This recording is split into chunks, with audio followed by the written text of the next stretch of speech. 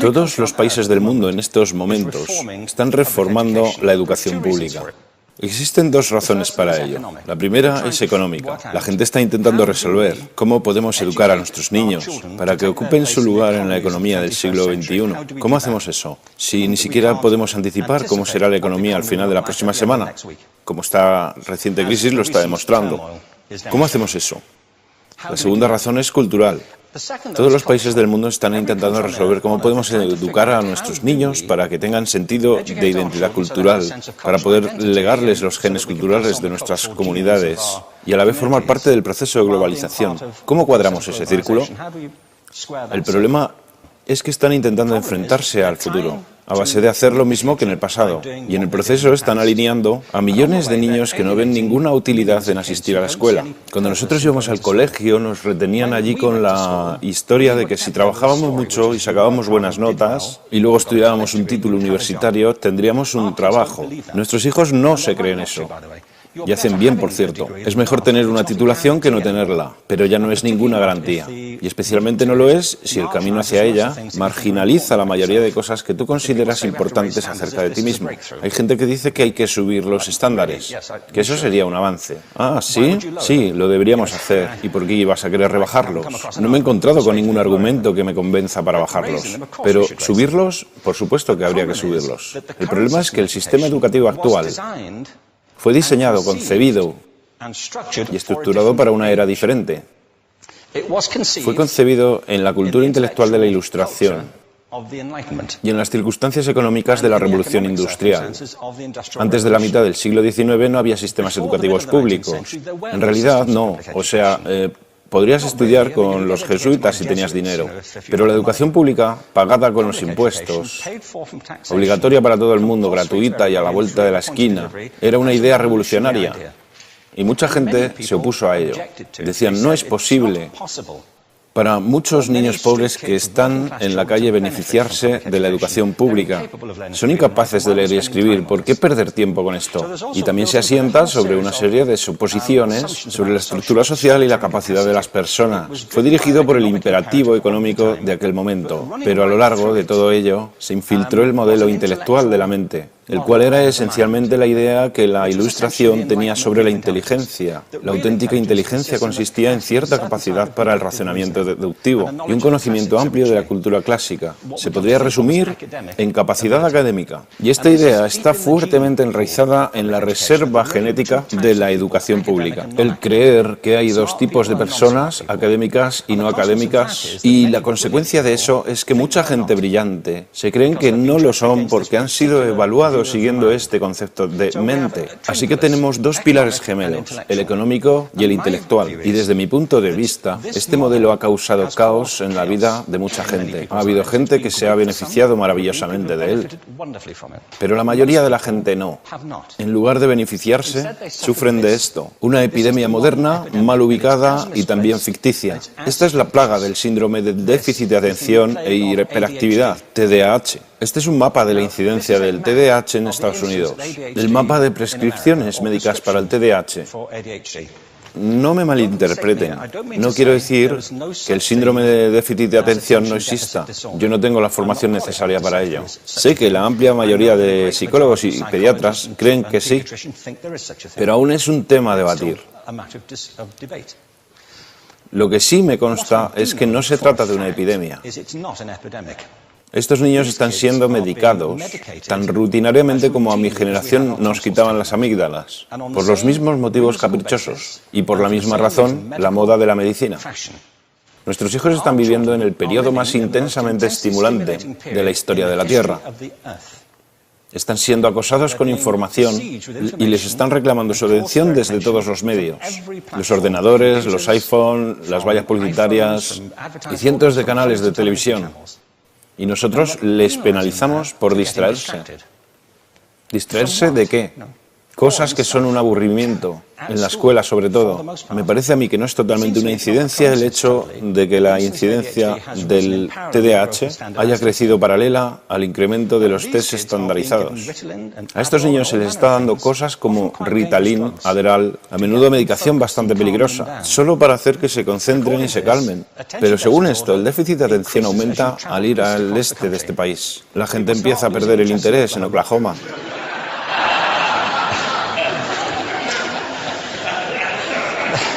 Ya casi no pueden pensar en Arkansas. Y para cuando llegan a Washington, lo han perdido completamente. Y hay distintas razones para ello. Es una epidemia ficticia.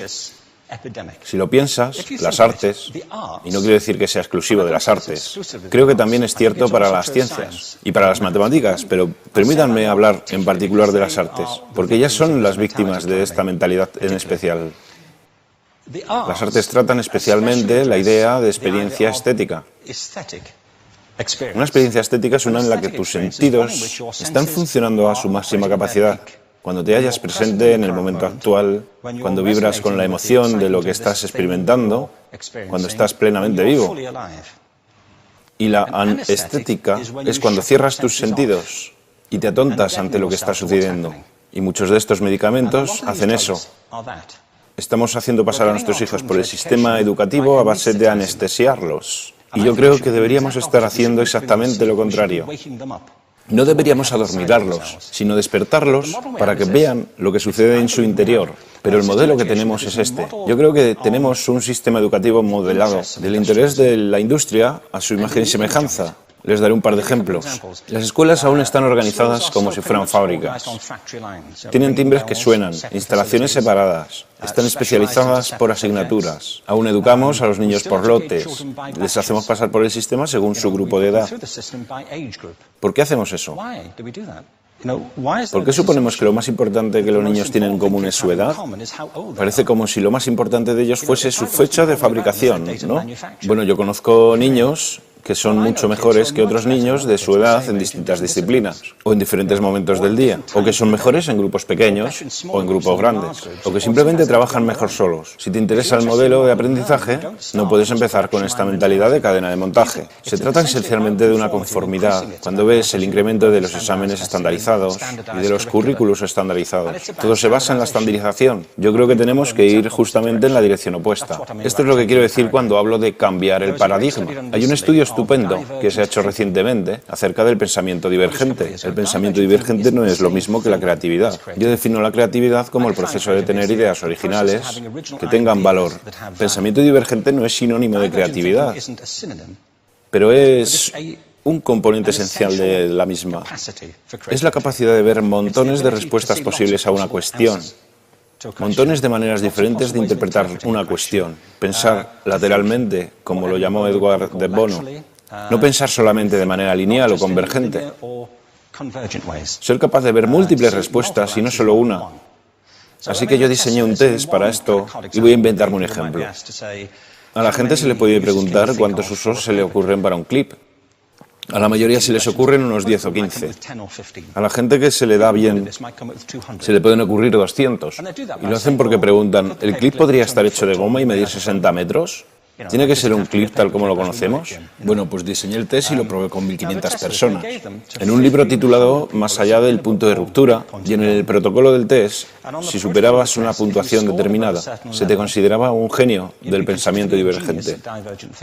Así que quiero preguntarles, ¿qué porcentaje de la gente que hizo el test puntuó como genio en pensamiento divergente? Y debo decir una cosa más acerca de ellos. Eran niños de jardín de infancia. Así que, ¿qué opináis? ¿Qué porcentaje de genios?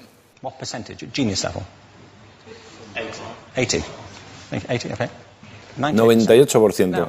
Bueno, la cuestión es que era un estudio longitudinal, así que los mismos niños volvieron a hacer el test 5 años después, en edades entre 8 y 10 años. ¿Qué pensáis? ¿50%? Volvieron a hacerles el test otra vez, 5 años más tarde, cuando tenían entre 13 y 15 años de edad. Y se observa una tendencia, ¿no?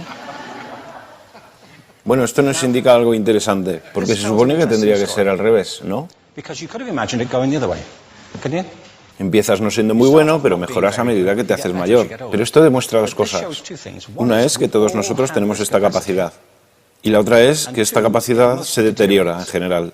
Muchas cosas les han pasado a estos niños durante su crecimiento, pero yo estoy convencido que lo que más les ha influenciado es que a estas alturas ya han obtenido una educación académica. Se han pasado 10 años en la escuela, oyendo que solo hay una respuesta correcta. Esta es la parte de atrás del libro, pero no la mires. Y no copies, porque eso es engañar. Fuera de las escuelas, a eso se le llama colaboración. Esto no sucede porque los docentes así lo quieran. Es simplemente porque sucede así. Es porque se halla presente en la reserva genética de la educación. Tenemos que pensar de forma diferente acerca de la capacidad humana. Tenemos que superar esta vieja idea acerca de lo académico y lo no académico, lo abstracto, lo teórico, lo vocacional, y empezar a verlo como lo que es, un mito. En segundo lugar, tengo que reconocer que la mayor parte de las veces el buen aprendizaje se da en grupos y que la colaboración es lo que alimenta el crecimiento. Si atomizamos a las personas, las separamos y los juzgamos por separado, formamos una especie de desconexión entre ellos y su ambiente de aprendizaje natural. Y en tercer lugar, un asunto importante es la cultura de nuestras instituciones, los hábitos de estas instituciones y los hábitats que ocupan.